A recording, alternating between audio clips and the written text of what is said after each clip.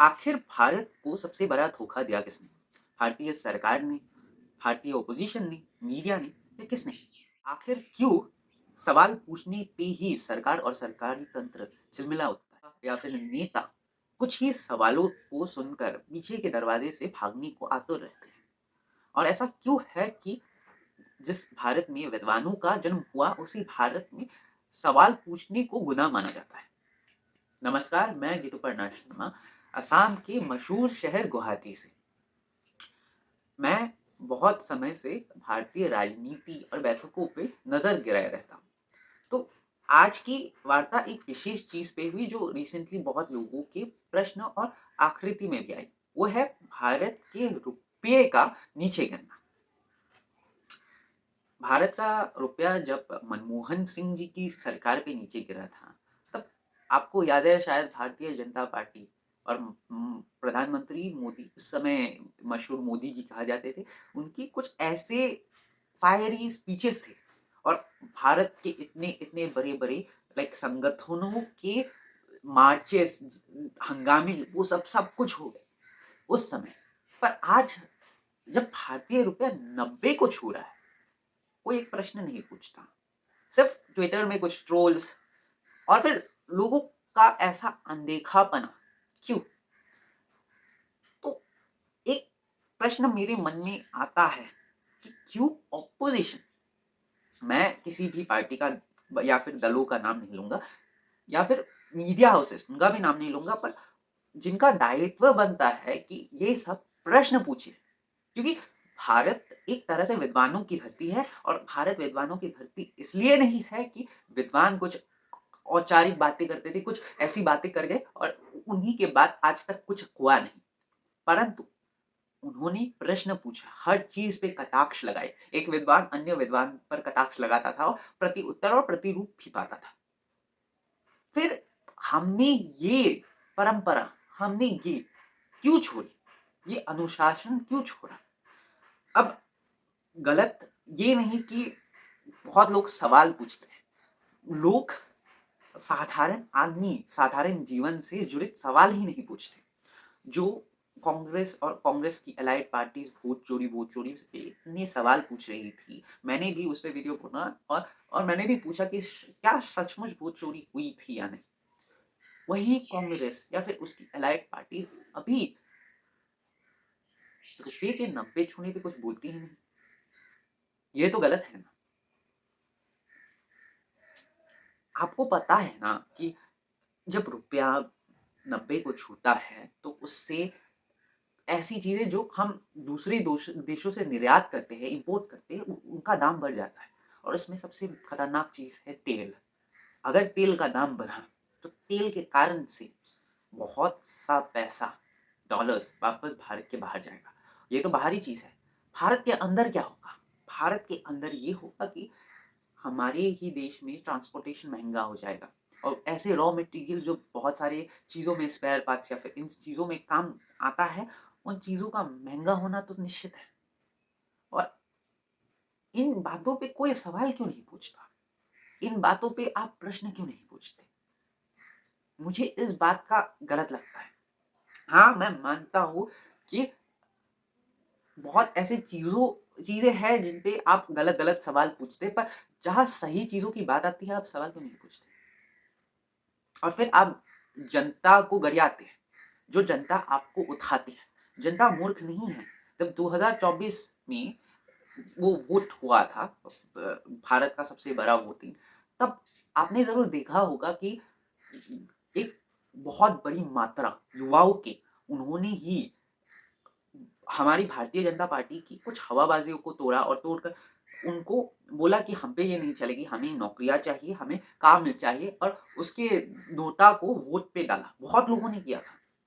क्या आपको नहीं लगता कि जनता को पता नहीं? जनता को सब पता है। अगर आप युवाओं की बातें उठाएँगे, उनकी नौकरियों की बातें उठाएँगे, तो जनता वो आपका सपोर्ट क्यों नहीं करेगी? अगर आप युवाओं के बेरोज़गार होने पे प्रश्न उठाएँगे, तो उनकी स्किल डेवलपमेंट की बातें करेंगे, तो युवाएँ आपको वोटें देंगी लिटरली। हमारे देश का दुर्भाग्य ये है कि इन्हीं सवालों पे कोई प्रश्न नहीं पूछता, क्योंकि यही सबसे अहम सवाल है जिनका पूछा जाना इम्पोर्टेंट है। फिर कल को आप जब पूछते हैं कि ये जनता बेवकूफ़ है कि इन्होंने भाजपा को उठा दिया या फिर भारतीय जनता पार्टी या फिर एनडीए सरकार को उठा दिया, तो आपको नहीं लगता कि आपकी सबसे बड़ी गलती थी? आपका सबसे बड़ा दायित्व था कि इन सवालों पे प्रश्न पूछना। आज भी कई जगह है जहाँ पे भारतीय जनता पार्टी और कांग्रेस की सरकार, बहुत सारी राज्य सरकारों की, वहाँ आज भी बहुत बेरोज़गारी थी। आप एक काम कर सकते थे, इन सब राज्यों का एक सर्वे कर सकते थे, अपने राज्य का भी।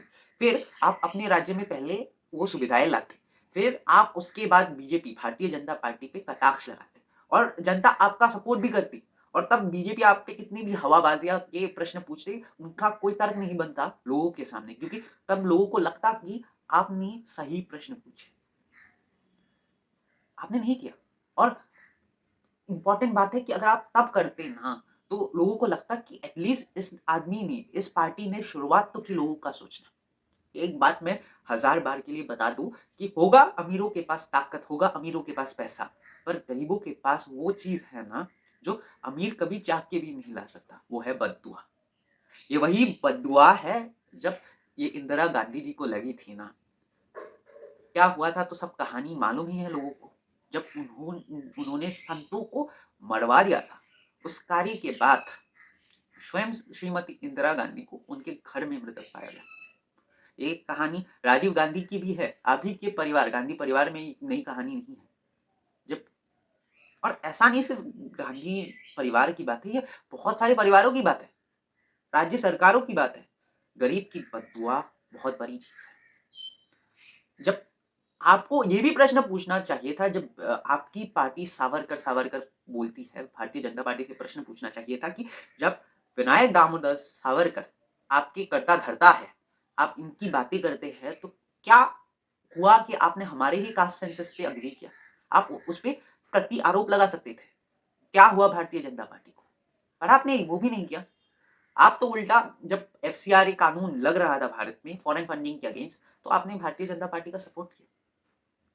और फिर इन जुमलों के बाद आप पूछते हैं कि आपकी सरकार क्यों नहीं आती? आपकी सरकार इसलिए नहीं आती क्योंकि लोगों को पता है कि आपकी सरकार निकम्मी है। माफ़ कीजिएगा, ये मेरा कहना नहीं है, लोगों का कहना है और ये लोगों के मुख पे आता है। आपको पता है, एक ज़माने में आपकी सरकार की दाद थी। आपकी सरकार पे वो आती थी, पर क्यों? क्योंकि कुछ नेता थे आपकी सरकार में, मनमोहन सिंह जैसे नेता, जो सचमुच में कार्य करते थे इस देश के लिए और आपने उन्हीं नेताओं को चुप करवा दिया। जब ऐसा ही होता है, तो कौन आपके साथ खड़ा होगा?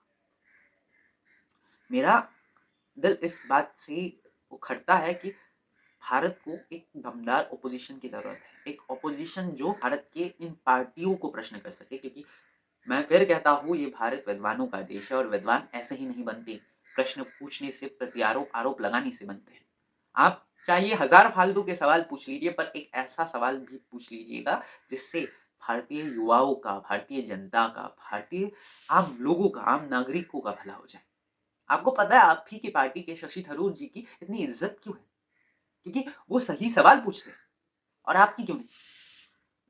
लोग तो ये तक कहते हैं कि कांग्रेस एक तरफ, शशि थरूर जी एक तरफ। क्यों? क्योंकि शशि थरूर जी वो प्रश्न पूछते हैं जो आप पूछना नहीं चाहते। इसलिए जब अतुल जी का केस चल रहा था, क्या कांग्रेस बोला? आपको बीजेपी को घेरना चाहिए था, जो आरोप लगाने चाहिए। आपने कहे, मेरा देश बर्बादी की आबादी तक इसलिए नहीं पहुंचा क्योंकि लोगों के मुंह मौन थे, क्योंकि आप मौन थे। भारत की जनता का यही दुर्भाग्य है कि फिर भी आपको चुन के उन्हें ताकत में लाना ही पड़ेगा, क्योंकि उनके पास कोई चारा नहीं। नाम मात्र ही पर ऑपोजिशन का होना ज़रूरी है। यही भारत का दुर्भाग्य है और ये दुर्भाग्य भारत पे ऐसा ग्रहण मार के बैठा है, जिस ग्रहण से भारत कभी उठ नहीं पाएगा। ये मेरी भारत की सबसे बड़ी दुर्भाग्यतापूर्ण कथा। इसी बात पे जय हिंद, जय भारत, जय असम।